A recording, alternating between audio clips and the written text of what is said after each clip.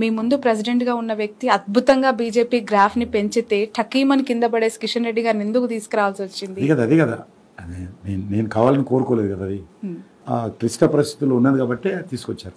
ఈటెల రాజేందర్, రఘునందన్ రావు, బండి సంజయ్ మొన్న ఎన్నికల్లో ఓడిపోయిన ముగ్గురు వ్యక్తులు ఇప్పుడు ఎంపీలుగా బరిలోకి నిల్చున్నారు. అఫ్కోర్స్ అంతకుముందుసారి అంబర్పేట నుంచి మీరు ఓడిపోయినా మళ్ళీ ఎంపీగా గెలిచారు, మీరు మొన్న పోటీ చేయలేదు. ఈ ముగ్గురు వ్యక్తులకు సంబంధించి 3 నెలల గ్యాప్తో ఏం పాజిటివిటీస్ గెయిన్ అయి ఉంటాయి సార్? అక్కడ చెల్లని రూపాయి ఇక్కడ చెల్లుతుందా అనే క్వశ్చన్కి మీరు ఇచ్చే ఆన్సర్ ఏంటి యాజ్ ఎ ప్రెసిడెంట్? అంటే గత 5 ఏళ్ల క్రితం ఉన్న పరిస్థితులు ఇప్పుడు ఉంటాయా? ఎందుకు ఇప్పుడు చూస్తారు కదా మీరు, ఇంకేమో ఒక 1 మంతే కదా తల్లి, ఒక నెల రోజుల్లోనే మళ్ళీ నువ్వు ఇంటర్వ్యూ రాదని చెప్తాను.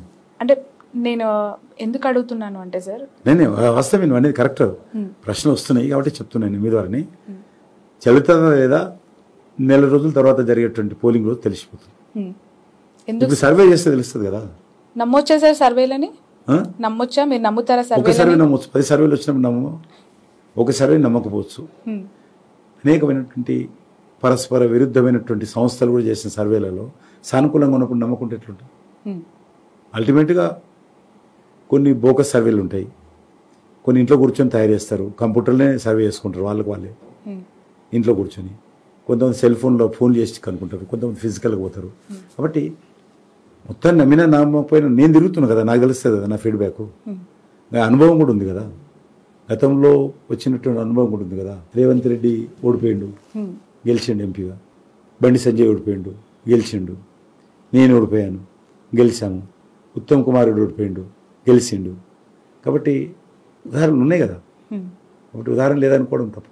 ఓకే, ఖచ్చితంగా జనరల్ ఎలక్షన్స్కి, ఎంపీ ఎలక్షన్స్కి అయితే మార్పు. ఎలక్షన్స్లో ఒకటి శాసనసభ ఎలక్షన్స్లో మా అభ్యర్థులు కానీ మా కార్యకర్తలు డోర్ టు డోర్ పోతే ఈ ఎలక్షన్ వదిలేయడం వలన పెద్ద ఎలక్షన్ వస్తే పెద్ద ఓటు మీకు ఇస్తాము, మోడీ గారికి మీకు ఇస్తామని అప్పుడే చెప్పారు. ఎలక్షన్లు అప్పుడే డోర్ టు డోర్ వెళ్తున్నప్పుడే చాలామంది ఈ ఎలక్షన్స్లో దయచేసి మమ్మల్ని మీరేమనుకోవద్దు, మేము మీకు ఏదలుచుకోదు. ఇప్పుడు పెద్ద ఎలక్షన్ మోడీ గారి ఎలక్షన్ వచ్చినప్పుడు, ఢిల్లీ ఎలక్షన్ వచ్చినప్పుడు మీకు వేస్తాం కూడా చెప్పిన వాళ్ళు కొన్ని లక్షలు ఉన్నారు తెలంగాణలో.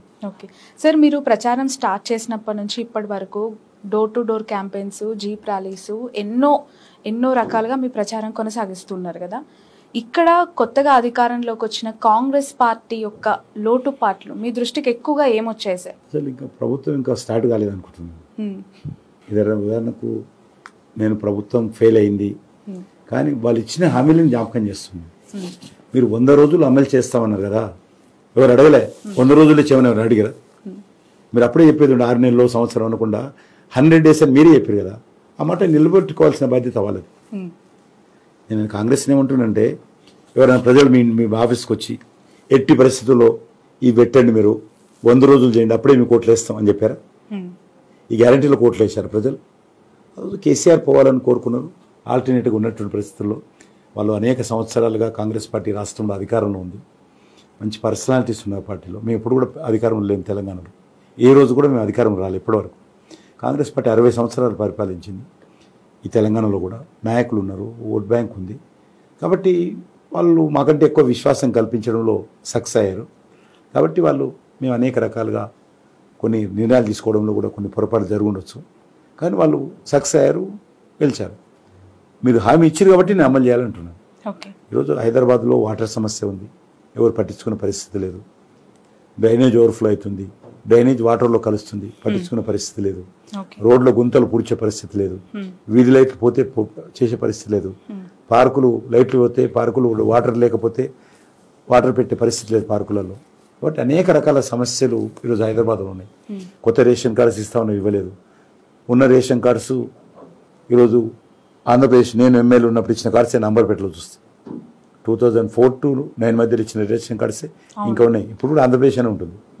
10 సంవత్సరాలైనా ఆంధ్రప్రదేశ్ రేషన్ కార్డ్స్ ఉంటాయి. టీఆర్ఎస్ పార్టీ తెలంగాణ పేరు మీద కార్డు ఇవ్వడంలో ఫెయిల్ అయింది. పెన్షన్స్, కొత్త పెన్షన్స్ ఇవ్వలేదు, పెన్షన్స్ పెంచుతామన్న పెన్షన్ ఇవ్వలేదు. కాబట్టి అనేక రకాల లోకల్ ఇష్యూస్ ఉన్నాయి, లేవని చెప్పలేము. చాలా కష్టంగా ఉన్నటువంటి సమస్యలు ఉన్నాయి. పోతున్నప్పుడు అందరూ కూడా అదే కంప్లైంట్ చేస్తున్నారు. Okay sir, one more question, this is maybe final question. Hyderabad and Telangana వ్యాప్తంగా ఎంపీ ఎన్నికలు జరుగుతున్న అన్ని సీట్లలో కూడా కొంత కీన్ అబ్జర్వేషన్ ఉంది, కానీ more focus on Hyderabad constituency ఆ పార్లమెంట్ సెగ్మెంట్ పైన చాలా ఐబాల్ అటెన్షన్ ఉంది. ఈ టికెట్ కేటాయించడంతోనే అసలు నైరాస్యం, ఆందోళన లేదంటే అసంతృప్తి ఒకసారిగా మీ పార్టీలో బయటపడింది. ఈరోజు మాధవీలత గారు మీ ఎంపీ అభ్యర్థి నామినేషన్లో రాజాసింగ్ గారు పార్టిసిపేట్ చేయలేదు. ఆమె డే 1 టికెట్ కన్ఫర్మ్ అయినప్పటి నుంచి ఆయన సహాయ నిరాకరణ చేస్తున్నారు. అక్కడ ఎమ్మెల్యేగా కూడా ఉన్నారు. మీకు ఒక్కగానొక ఓల్డ్ సిటీ ఎమ్మెల్యే ఆయన. దీన్ని ఎలా చూడాలి? ఆమెకి ఇవ్వాల్సిన మద్దతు మాట్లాడుకుంటామా? ఇలా మాట్లాడను కదా నేను వచ్చి నేను స్టేట్ ప్రెసిడెంట్గా వచ్చి మా పార్టీ ఇంటర్నల్ విషయాలు నేను టీవీలో మాట్లాడితే నేను ప్రెసిడెంట్కి ఉండకూడదు. అంటే రాజాసింగ్ నువ్వు అన్నది చెప్పింది వాస్తవమే. అదే నేను పార్టీలో మాట్లాడతాను.